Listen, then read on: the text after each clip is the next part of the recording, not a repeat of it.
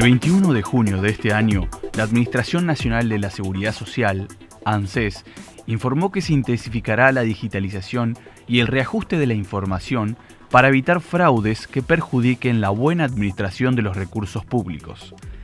Antes, en diciembre de 2016, accionistas del nuevo Banco del Chaco iniciaron acciones legales efectivizando por la Sociedad de Trabajadores del Banco del Chaco contra la administración de la ANSES, por cuanto consideran arbitrario y altamente perjudicial para la institución que integran el sistema implementado por el organismo nacional que pretende traspolar a las instituciones financieras el control de supervivencia de los jubilados y pensionados nacionales con relación al cobro de los haberes de estos. El doctor Jorge Alcántara, síndico titular del nuevo Banco del Chaco, dialogó con Noticiero 9 para relatar cómo inició este proceso judicial. Esto se origina a partir, tomamos conocimiento de un débito que practica la ANSES y nos comunica el Banco Central en una cuenta que el Banco del Chaco tiene ante el Banco Central de la República Argentina, un débito de 29.200.000 pesos. Cuando averiguamos a qué se debía ese débito, nos dicen que el ANSES lo había dispuesto teóricamente por beneficios jubilatorios y previsionales mal pagados. Ante esa situación, lógicamente, lo primero que hacemos es comunicarnos con la gente del ANSES y le decimos qué beneficio pagamos mal y en qué momento. Y entonces nos traen a colación una lista teóricamente de personas fallecidas en los últimos 4 o 5 años, que ellos siguieron mandando durante 4 o 5 años el depósito de esas cuentas, que ellos ordenaron la apertura de esas cuentas. El Banco del Chaco, aclaro, simplemente en cumplimiento de un artículo, el artículo 52 de la Ley de Entidades Financieras, actúa en ese caso con la carga pública de efectuar esos pagos, es decir, no se puede negar, tiene que canalizarlos una vez que es ordenado por el ANSES. En esas condiciones, obviamente, nosotros planteamos la ilegitimidad del descuento del débito que habían practicado de 29 millones. Ahí comenzamos, obviamente, el escarceo propio de la cuestión administrativa con el ANSES. Paralelamente, el banco radica una primera denuncia penal en fuero federal a los fines de que se investigue si realmente esos débitos si esos cobros habían existido por parte de terceros, que se investigue, si determine realmente si esas personas fallecidas, deudos de esas personas y o terceros habían cobrado esos dineros. Como antecedente se puede citar una presentación que hacen los apoderados del Banco del Chaco, del nuevo Banco del Chaco, en diciembre del año 2016, en el cual los mismos lo que denuncian es que hay un débito por parte del... En realidad es una orden de ANSES de un débito automático que realizan a través de la cuenta que tiene el Banco del Chaco en el Banco Central, ante un incumplimiento o haciendo uso de una cláusula de un convenio del año 2009, que incluso es un convenio que, por lo que registramos en la causa, está vencido, pero ANSES responde en este aspecto como que hay una prórroga de hecho, ¿no? En el cual, ante una falta de rendición de cuentas o cuando existiese una situación en que hay gente que ha fallecido y ha cobrado posteriormente al registro de fallecimiento, automáticamente ANSES tiene que hacer ese débito, ¿no? Acá surge una primera pregunta: ¿quién es la entidad, ¿sí? O quién es la persona que debe comprobar si esas personas han fallecido o no? El Banco Central y ANSES responden en que lo tiene que hacer la entidad bancaria. Entonces surge otra pregunta: ¿es ilegal o es injusto? Y bueno, y ahí habría que ver si el Banco del Chaco debe pesar sobre el Banco del Chaco, en este caso sobre una entidad bancaria, comprobar si la persona está viva o no. Esto también habla de la falta de conexión que existe entre los mismos registros, ¿no? El registro de la capacidad de las personas, como es en cuanto a la identidad, de si informan o no informan si han fallecido, el registro, también ANSES mismo, ¿no? Si ANSES tiene la posibilidad de poder comprobar si esas personas han fallecido o no. O sea, es una mezcla de cuestiones que habría que ver si también forman parte de un ilícito penal, ¿no? En medio del proceso judicial y la investigación, un documento de un convenio fue determinante en el caso.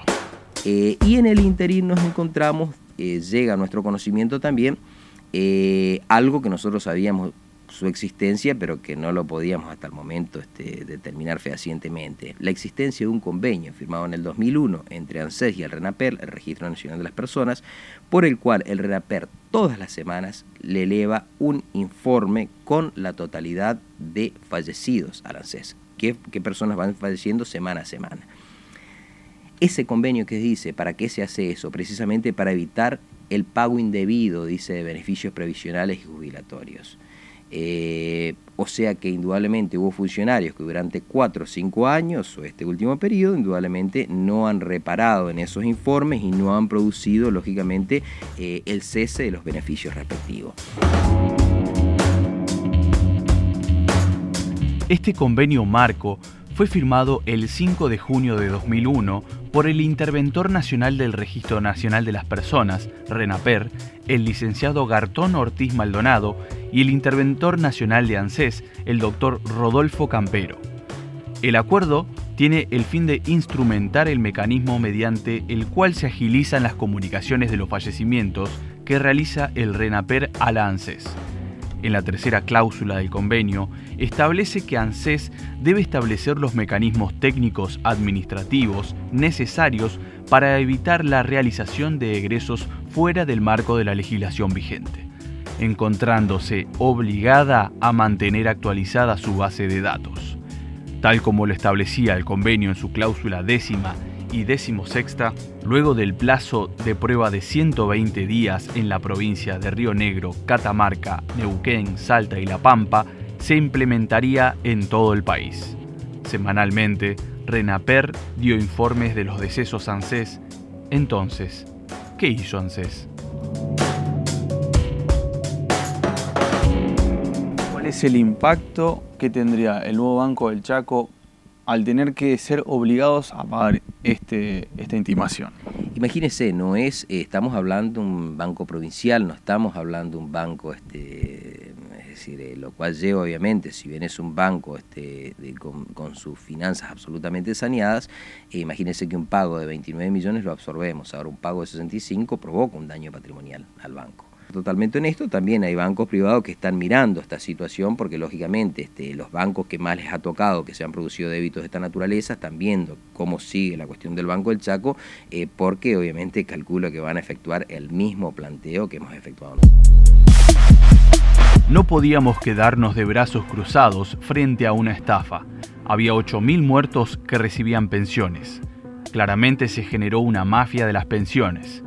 Esto lo dijo Rogelio Frigerio, ministro del Interior del país, el 16 de junio de este año, tras asistir a la presentación del proyecto de urbanización del barrio La Hoya en la capital correntina.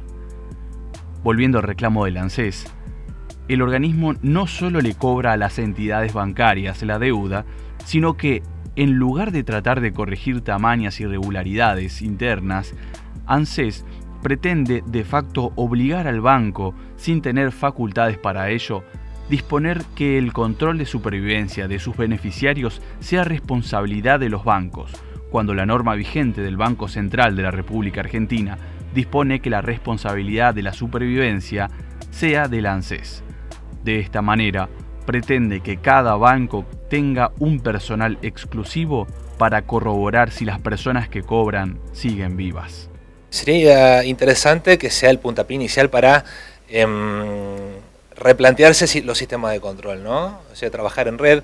En cuanto al cobro de las jubilaciones, si se puede hacer por, como es la acreditación de la entidad por huellas dactilares, se abre otras puertas. Más allá del conflicto, y en este sentido hay que recalcar que existe un daño a la entidad bancaria de casi unos 30 millones de pesos, que obviamente lo han planteado en diciembre del año pasado y ahora bueno, hubo algunas ampliaciones que también debe ser atendido. Pero respecto a eso, nosotros consideramos por el momento que debe ser investigado en los tribunales de Comodoro Pi, ¿no? Atento a la jurisdicción del Banco Central.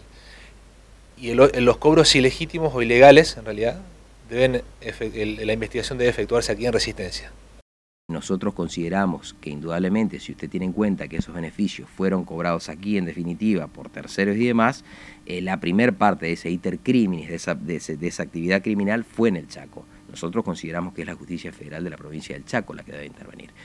Obviamente planteo que haremos oportunamente y continuaremos litigando, y si va esto, obviamente, deriva y no se hace lugar a la postura del banco y va a Capital Federal, lógicamente vamos a ir a Comodoro Pi, porque estamos dentro de la causa ya constituidos como querellante y vamos a seguir el litigio hasta las últimas consecuencias. Ahora bien, aquella situación obliga a reflexiones y consecuentes análisis de mayor profundidad. Si los muertos cobran, gracias a la existencia de padrones no depurados en tiempo y forma por la ANSES, ¿podrán también nuestros muy activos muertos también concurrir a las urnas? ¿Algún interés político electoral trasunto impulsará el interés de la ANSES de mantener inalterable un sistema de control de supervivencia harto deficiente? ¿Será la tercerización en los bancos del sistema de control de supervivencia un medio más para dificultar el control y demorar en consecuencia el depurado del padrón? Con el agravante que determinamos de un muestreo que efectuamos de los nombres que ellos nos dan de personas fallecidas, que esas personas figuran como vivas en el padrón electoral. Situación que podría dársele, ¿no es cierto?, una doble lectura. Podría ser simplemente para permitir que determinados terceros siguieran cobrando esos beneficios, o en su efecto con una finalidad electoral. En esto lo voy a parafrasear a uno de los accionistas del banco, que cuando vimos esto me dijo, y si puede cobrar, puede votar también. Una situación muy llamativa, por cierto, que pretenden decantarla simplemente practicándole al banco un débito de 29 millones de forma ilícita y legítima de una cuenta, y la amenaza de que si obviamente continúa el banco en esta postura, practicarán un débito de 65 millones más aproximadamente.